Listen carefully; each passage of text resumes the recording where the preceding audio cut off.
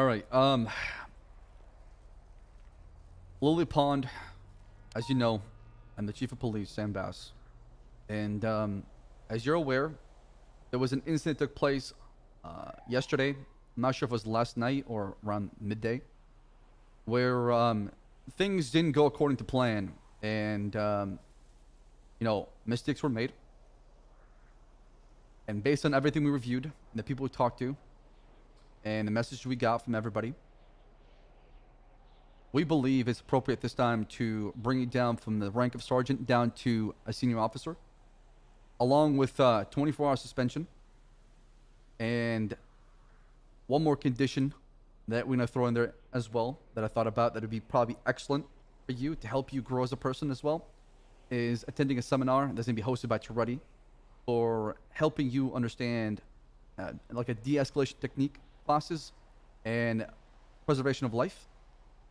So based on all that, we believe it's the right action today. It's not something I want to do.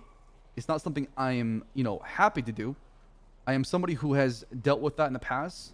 I have been on the receiving end of kind of things when it comes to demotion. And I want you to not...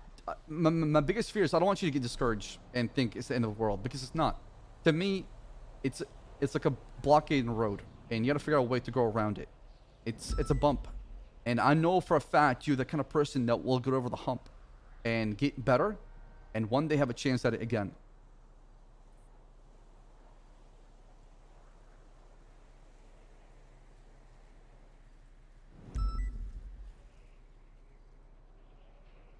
Okay. It's not easy. Molten, if you're talking, I cannot hear you. Apologies. I've said this before to Bass, and I said this before to other officers, and I'm going to say it to you now. One incident does not define a person's career within the LSPD or the law enforcement community as a whole. Damn, Chet, this and is rough. I think long term that's going to show of you. I'm confident of it. You're a good police officer, okay? And we make mistakes. And I don't want you to think this is the end of like your police career in the LSPD. It's not. Frankly, this is the time to show everybody else how brave, resilient, and strong you are. Because I know you can bounce back twice as strong. I believe in you. I hope we all do. I hope you take this as a You learning know that. experience. Oh, fucking damn it, he's calling right now. And just grow as a person, as a police officer. Because that's how I felt when I got demoted, I thought to myself, how can I make the best out of it and move forward? And if you have any questions, comment, concerns, anything you want to talk about, anything you want to express to us, this is the time.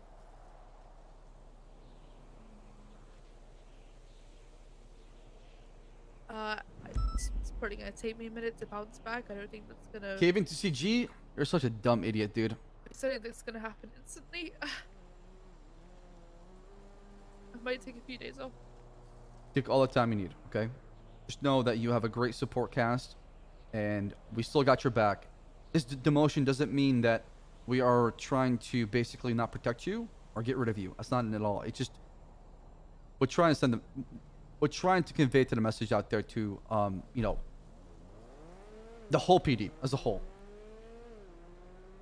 At the end of the day, regardless of this decision that the three of us have made here, I'd still rather have you in a car with me when the shit hits the fan than almost anyone else.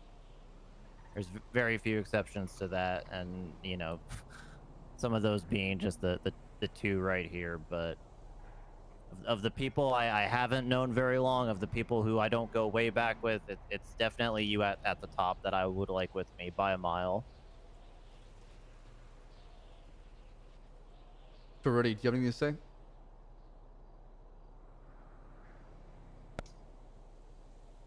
No. No.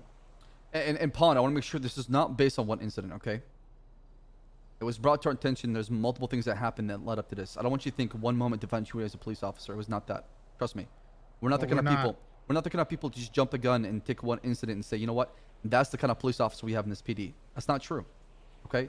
We took some time. We looked at it, and we felt like it was the appropriate move. And I truly believe that you'll look back on this and realize that it made you a better person, a stronger person, a better police officer. I truly, truly believe in that. The only thing I would have asked is to be fast. I wish she would have got on my side about what happened, but it's okay, I guess. I'm not gonna. I'm gonna keep it to myself. I'm gonna take it as it is. I mean, if you want to and explain yourself I right can't- now, No, I can't change anything, so it's not like it matters.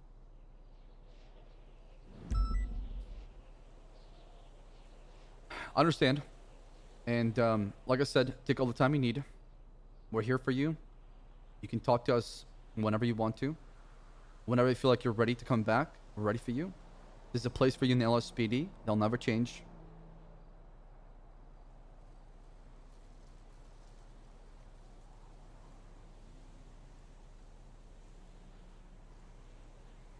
Anything else you guys want to add?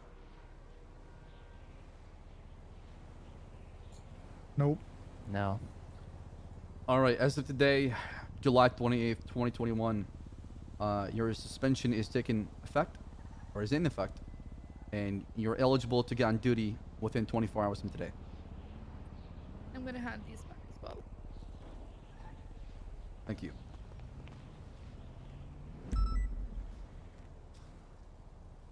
You're ready, I I just jump. want to say that I didn't know about the negotiations until after the situation. I didn't know. What do you mean by that? Did you not, like, as far as like honoring it, or what were you saying? Sorry. I didn't know there was negotiations until after we got back to Mission Row PD and I talked with other officers. Okay. Let me ask you this: what was the thought process in your head when you ordered the other officers to open fire on the vehicle? Okay, so the whole situation.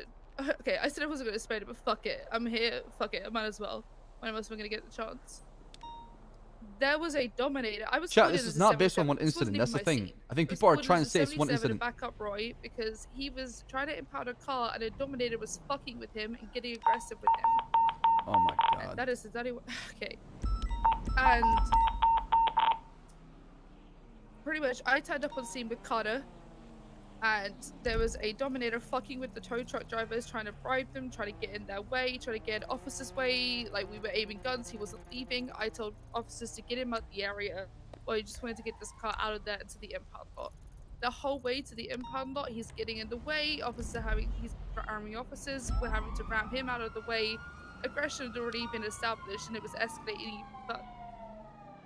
At that point, to get cover on the lot, because there was a lot of people around, I go up top with Carter onto the freeway, and then the call's made that somebody is running into the impound lot. I have no idea who. I didn't even know whose car it was. I didn't really care at the time. I just wanted to get the car to the impound lot.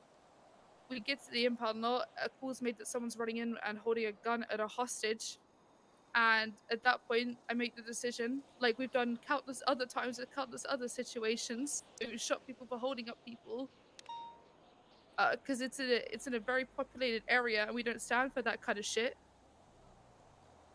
And I made the call, and then it wasn't told to me that negotiations were made for shooting not to happen. If that had been negotiated, told me, then I would have changed my process completely, and I would have done a pursuit and maybe try to spike either of the exits to try and get some kind of positioning.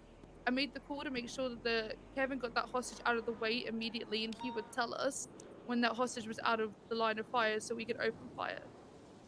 And that's what we did. And then when the vehicle stopped, I made the call for shots to stop and no more fire to continue. That's when I realized who it was, and he got out of the car and he put his hands up. He wasn't listening to me. He then got picked up by somebody else in another vehicle, and the fire was reopened on that vehicle, and I called for it to stop. And then, yeah, that was the situation from my side. Who was the primary officer on scene? Was it Carter? I think it was Martel originally, because it was a Oh, 99 boy. Alpha, and it was two groups. Oh, So boy. it was Roy that was left back with the vehicle. And then they were all chasing the car that fled. And he didn't have anyone, so 77s was requested, so we came over. So Martel was first on scene, and then was Carter afterwards? No, I was with Carter in a car. Carter was with me. Gotcha. Okay. All right.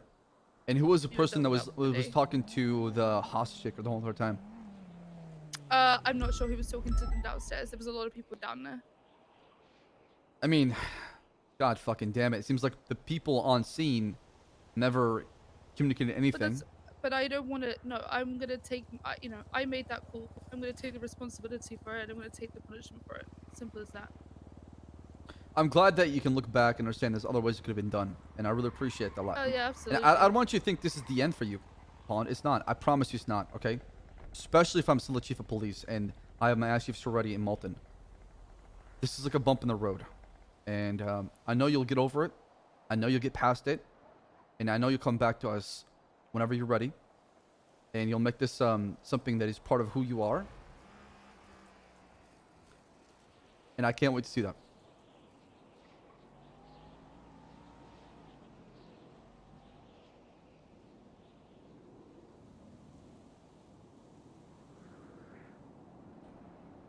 Well, I'm gonna head out of here. I guess I'll see you on Friday. All right, Jordy, you want to walk her out?